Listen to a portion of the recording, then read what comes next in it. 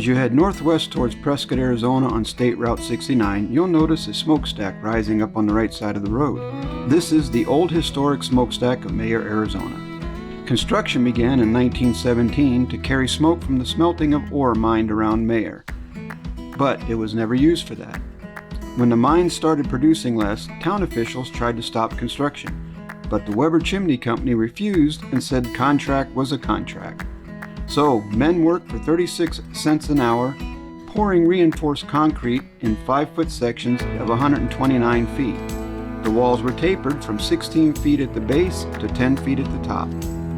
Early in the stack's history, a bride on her wedding day placed a bet with several miners that she could climb the stack. Little did the miners know that she was raised in the Swiss Alps and had absolutely no fear of heights. Not only did she climb the stack, but she walked around the top of the rim.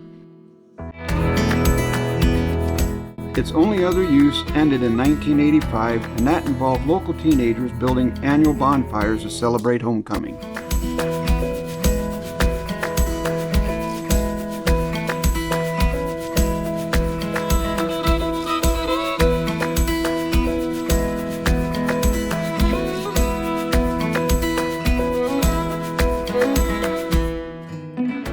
The Granite Dells is a geological feature north of Prescott, Arizona.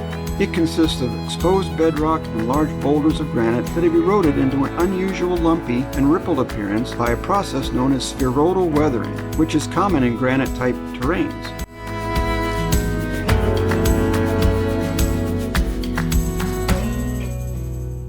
Over 1 million years of wind, rain, and snow have formed the boulders you see here.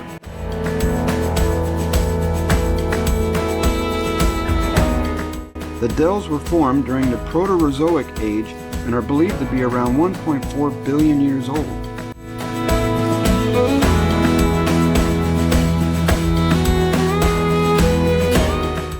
Radon gas concentrations are unusually high in the dells due to a high concentration of uranium in the granite.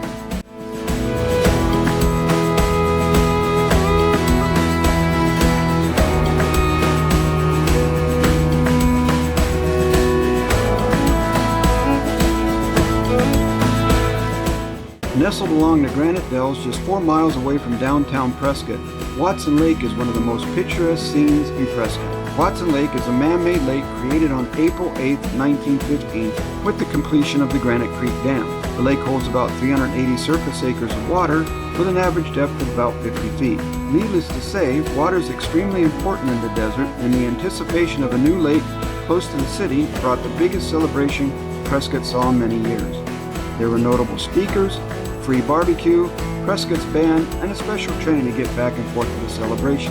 Watson Lake was named for Frank Watson, the president of the Hassayampa Alfalfa Company of Indiana. He was one of the original incorporators of the project. The lake was created in hopes of turning thousands of acres of grassland in Lonesome Valley into farmland for grain production. Although the day of the celebration they were to close the gates of the dam, that actually did not happen until 6 days later. It would take several weeks for the lake to become full. People would drive by daily to note the increasing size of the sheet of water. Watson Lake is a truly beautiful place to visit.